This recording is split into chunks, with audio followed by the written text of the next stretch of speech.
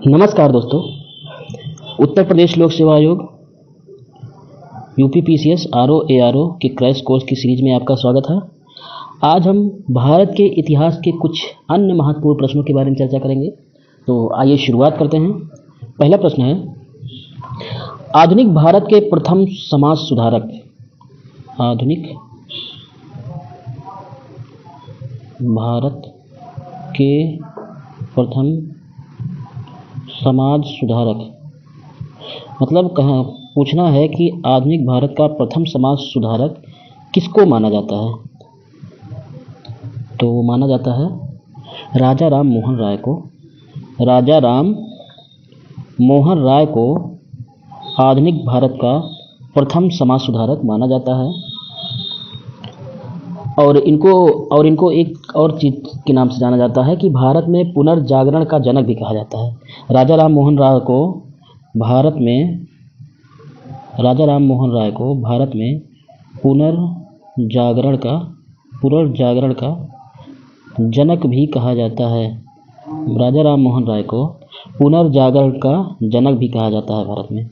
अगला प्रश्न है, तुहफात उल मुवाहिदीन नामक पुस्तक की रचना। पुस्तक का नाम है तुहफात उल मुवाहिदीन।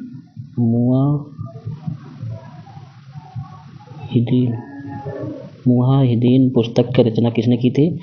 तुहफात उल मुवाहिदीन नामक पुस्तक की रचना किसने की थी?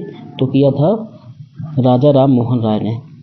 राजा राम मोहन राय ने इसकी रचना की थी। राजा राम मोहन राय ने तुहफात उल मुवाहिदीन पुस्तक की रचना की थी। यह पुस्तक फारसी भाषा में है और इस पुस्तक में मूर्ति पूजा के विरुद्ध एक लेख है। ठीक है, इसी पुस्तक में मूर्ति पूजा के विरुद्ध एक लेख है। मूर्ति पूजा के विरुद्ध एक लेख इसमें लिखा गया है। ठीक है, अगला प्रश्न है,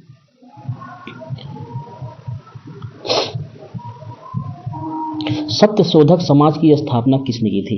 पूछा जाए कि अगर सत्यशोधक समाज की स्थापना किसने की थी? तो उनका नाम था ज्योतिबा फुले ने।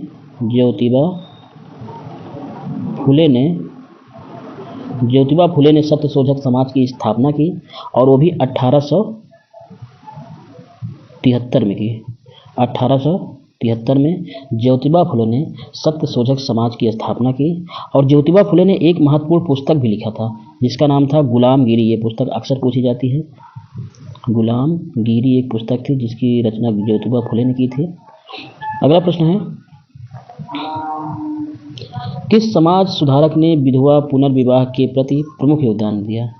विधवा पुनर्विवाह के प्रति प्रमुख योगदान किसने दिया था? तो उनका नाम था ईश्वर चंद्र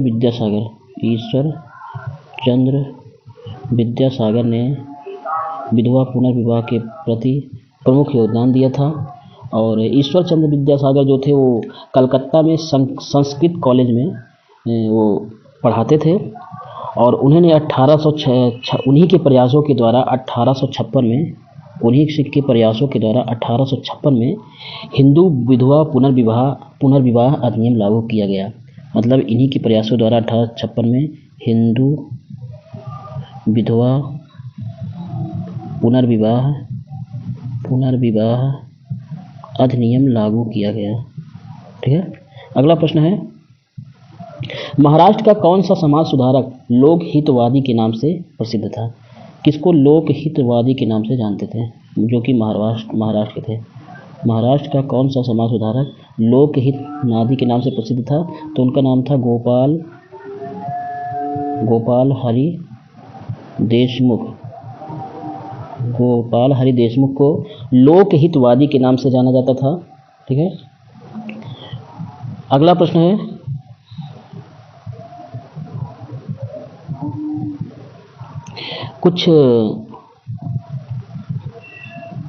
कुछ समाज हैं, ठीक है, या सभाएं हैं, उसको किसने शुरू किया था? इसके बारे में बताना है। जैसे अगर पूछे कि दयानंद सरस्वती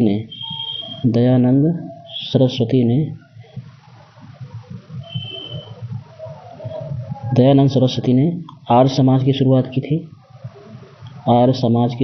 थी। दयानंद सरस्वती ने आर्य समाज की स्थापना की थी। उसके बाद है खान अब्दुल गफ्फार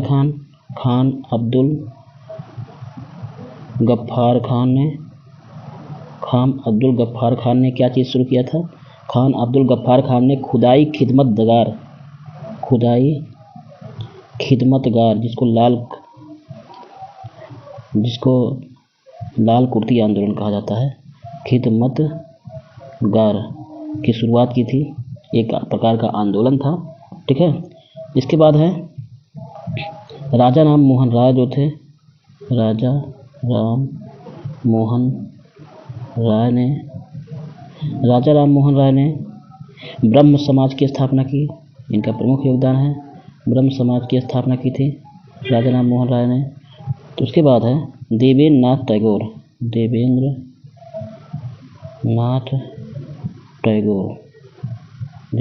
टैगोर जो थे, इन्होंने तत्वबोधिनी सभा की स्थापना की थी। तत्वबोधिनी सभा की स्थापना की थी देवेंद्र नाथ टैगोर ने। तो इस प्रकार से ये महत्वपूर्ण थे। इसमें से कोई एक ना एक आपके एग्जाम में जरूर पूछा जाएगा। अगला प्रश्न है सेंट्रल हिंदू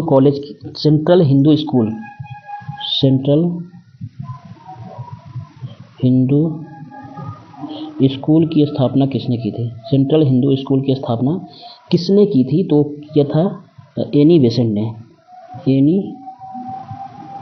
बेसेंट ने सेंट्रल हिंदू स्कूल की स्थापना की थी, और वो भी 1898 में।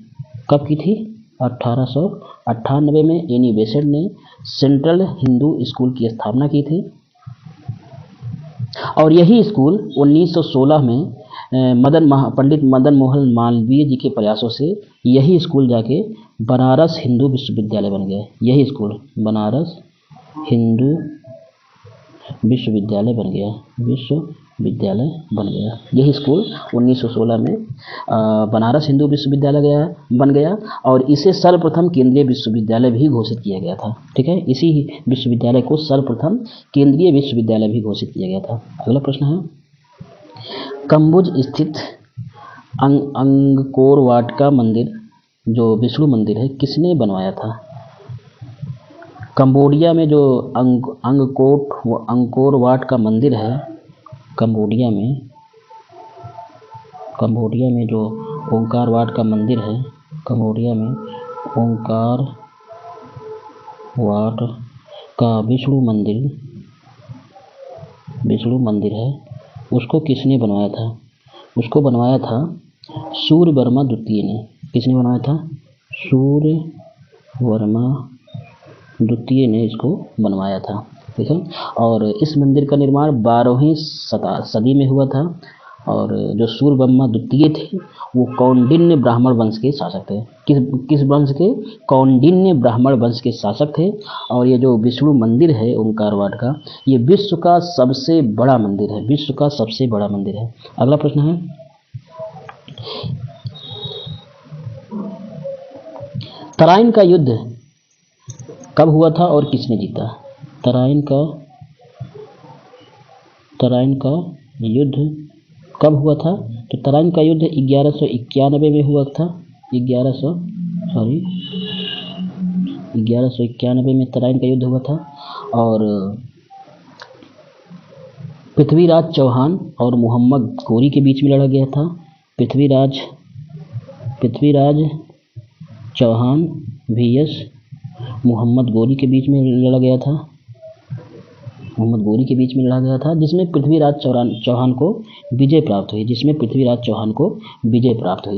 ठीक है। अगला प्रश्न है आर्य समाज की स्थापना स्वामी दयानंद सरस्वती ने की थी, लेकिन कहाँ की थी? आर्य समाज की स्थापना स्वामी दयानंद सरस्वती ने मुंबई में की थी। कहाँ? मुंबई में की थी। और वो भी कब की थी? 1875 में स्वामी दयानंद सरस्वती ने आर्य समाज की स्थापना मुंबई में की। ठीक है, अगला प्रश्न है, महाराष्ट्र के भक्तकालीन संत जिनका नाम था एकनाथ, किस संप्रदाय से संबंधित थे? संत एकनाथ जो भक्तकालीन संत थे वो धरकरी संप्रदाय से संबंधित थे। धरकरी